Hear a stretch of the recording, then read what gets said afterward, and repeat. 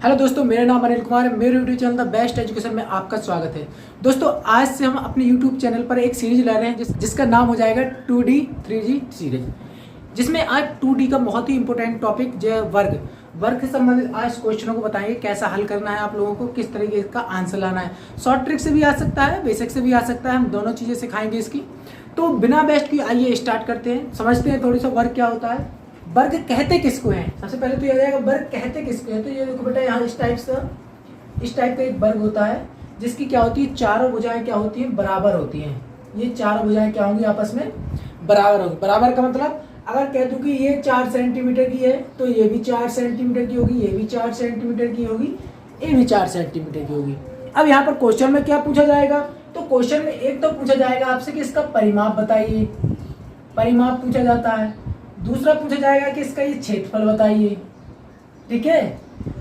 क्षेत्रफल के बाद एक और बात पूछी जाएगी इसमें कि यहाँ से यहाँ तक का विकर्ण, इसका विकर्ण यानी वर्ग का विकर्ण, ठीक है।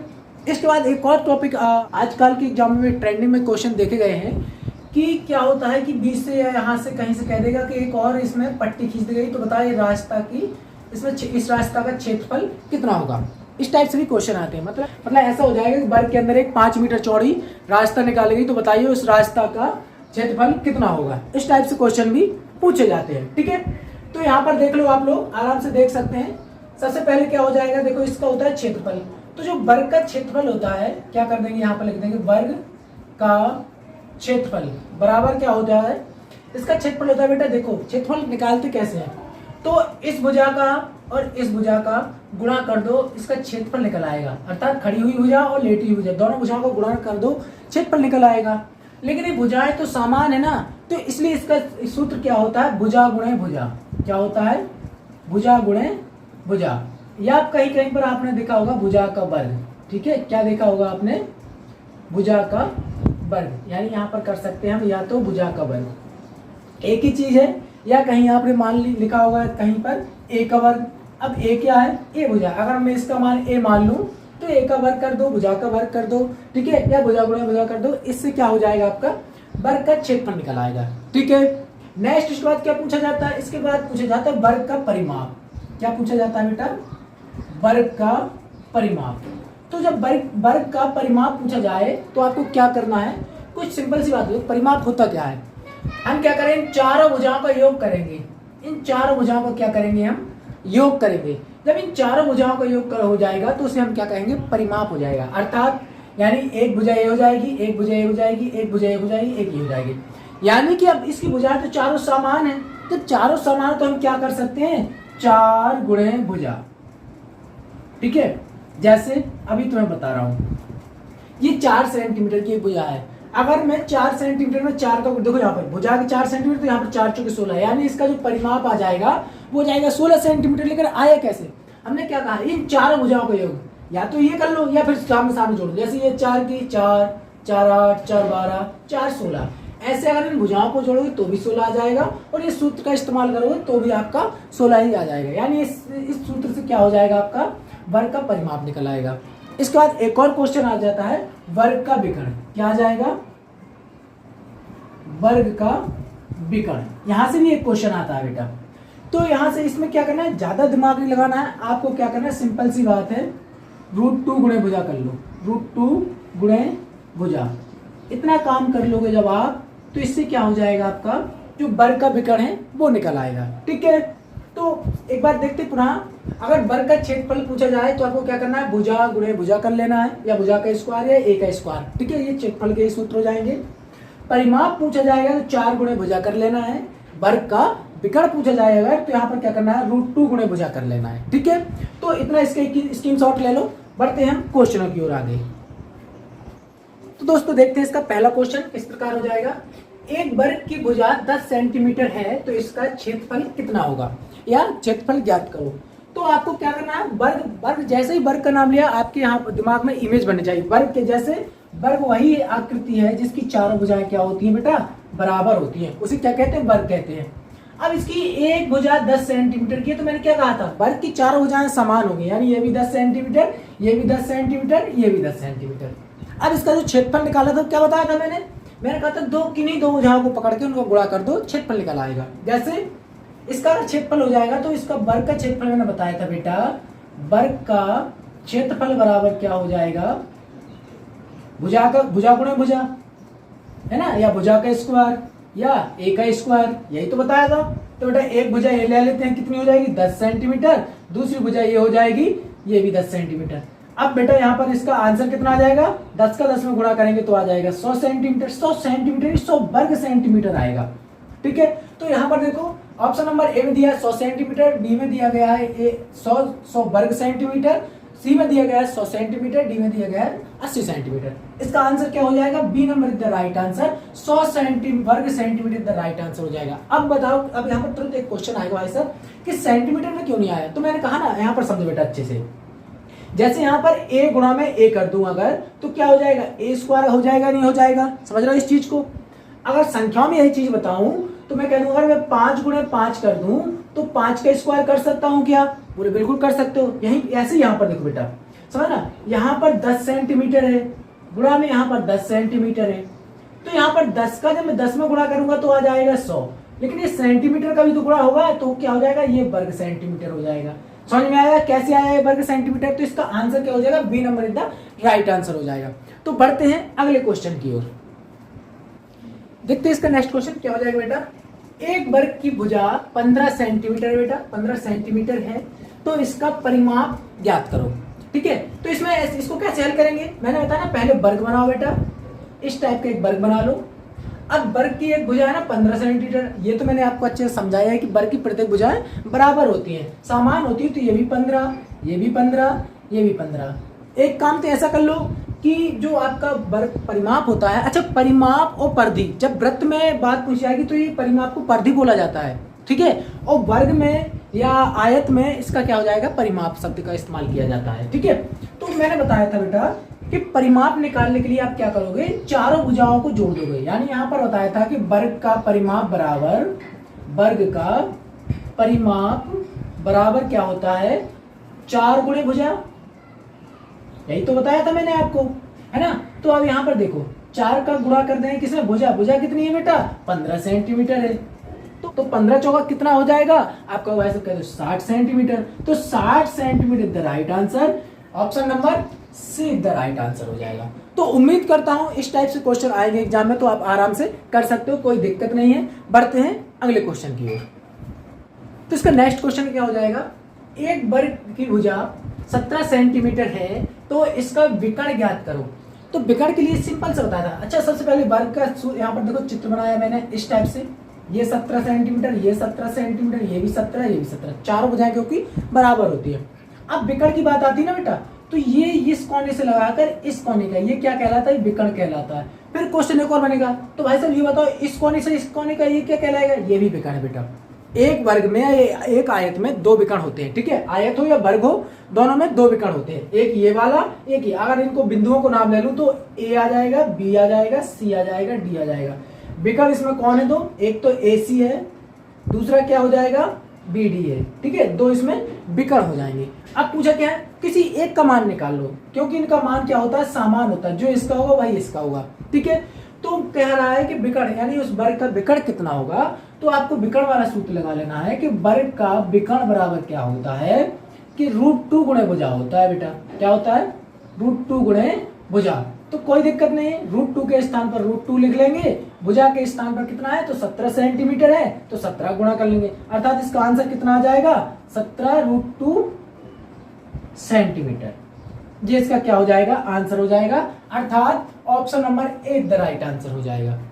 तो उम्मीद करता हूं इस टाइप क्वेश्चन आपको समझ में अच्छे से आ रहे होंगे। बढ़ते हैं अगले क्वेश्चन की ओर, तो दोस्तों देखते हैं नेक्स्ट क्वेश्चन। नेक्स्ट क्वेश्चन क्या हो जाएगा, एक वर्गाकार पार्क की भुजा 22 मीटर है, तो उसका क्षेत्रफल क्या होगा। तो इस टाइप के जब क्वेश्चन आए तो आपको कुछ नहीं करना, पार्क की बात की जाए, वर्ग की, देखो पार्क है लेकिन क्या है, वर्गाकार है, सिंपल सी बात है। जब वर्गाकार पार्क है बेटा, तो इसकी भुजा कितनी, एक भुजा दी 22, तो ये भी 22 होगी, फिर ये भी 22 सेंटीमीटर मीटर होगी, फिर ये भी 22 मीटर होगी। अच्छा मीटर में दिया गया ना, तो ये भी बेटा मीटर में ही हो जाएगा, सब मीटर में चेंज हो जाएंगे, यानी वर्ग मीटर सब ये वर्ग मीटर हो जाएंगे, ठीक है। आगे देखो क्षेत्रफल पूछा है, क्षेत्रफल पूछा है तो आपको सिंपल सा सूत्र लगा लेना है कि वर्ग का क्षेत्रफल बराबर क्या होता है, भुजा के स्क्वायर। तो सिंपल सा भुजा के स्क्वायर कर दो।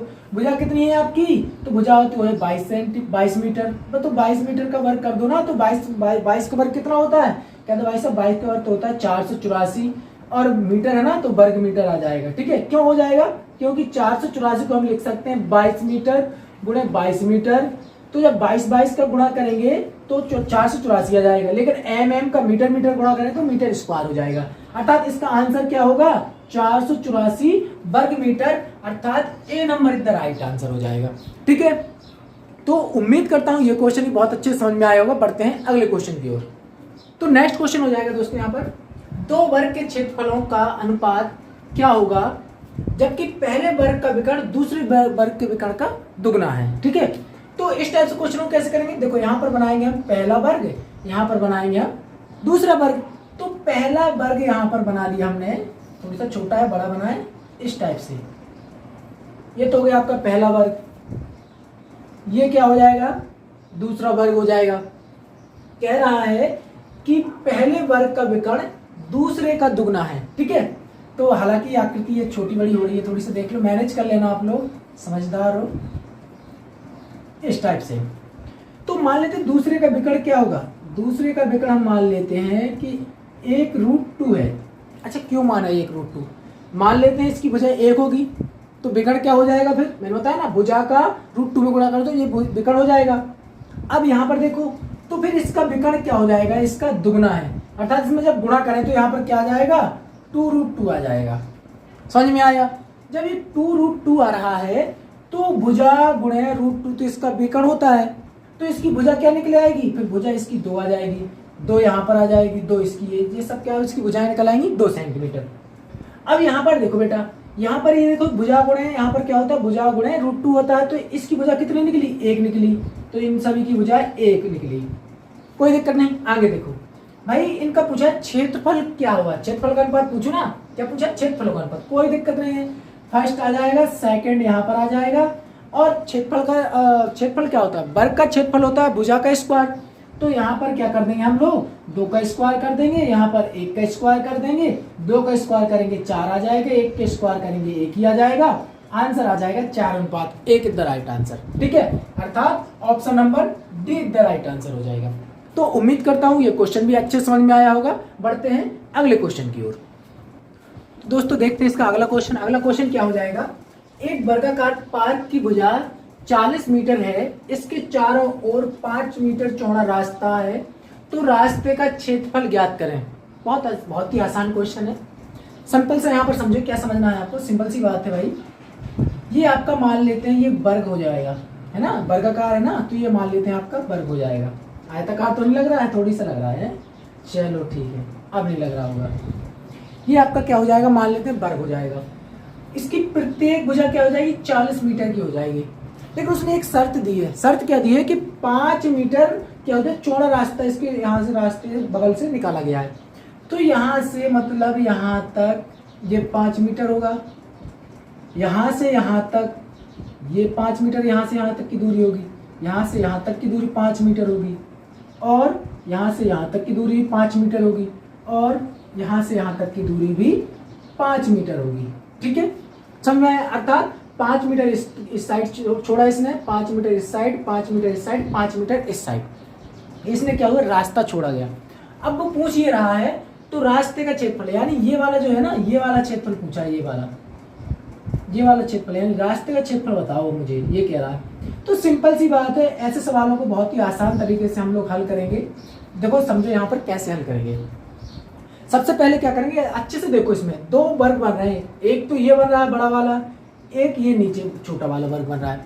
आपको कुछ नहीं करना है, बड़े वर्ग के क्षेत्रफल में से छोटे वर्ग का क्षेत्रफल घटा दो, आंसर आ जाएगा। जैसे यहाँ पर देखो भाई, बड़ा वर्ग क्या हो जाएगा, तो बड़े वर्ग की जो भुजा है वो तो 40 मीटर है, तो यानी क्या हो जाएगा, रास्ते का क्षेत्रफल बराबर क्या हो जाएगा, तो आप क्या कर दो, बड़े वर्ग का क्षेत्रफल घटा दो, यानी 40 का वर्ग माइनस, अब यहाँ पर क्या, छोटे वर्ग की भुजा कितनी निकालेंगे भाई, देखो अच्छे से देखेंगे, ये टोटल यहाँ से यहाँ तक की भुजा क्या हो जाएगी, 40 मीटर है, तो देखो 5 मीटर यहाँ छोड़ा, 5 मीटर यहाँ छोड़ा, अर्थात ये कितनी बची, 30 मीटर बची। जब ये 30 मीटर तो ये भी बचेगी। क्यों बचेगी, क्योंकि 5 मीटर इसने यहाँ छोड़ा, 5 मीटर यहाँ पर छोड़ा।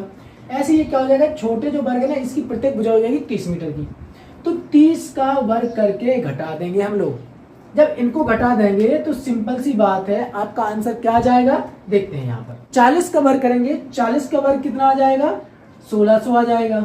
1600 वर्ग मीटर, मीटर में आएगा बेटा 1600 वर्ग मीटर, माइनस का यहाँ पर कितना आ जाएगा, 900 वर्ग मीटर। जब 300 का वर्ग करेंगे तो कितना आ जाएगा, 900 वर्ग मीटर।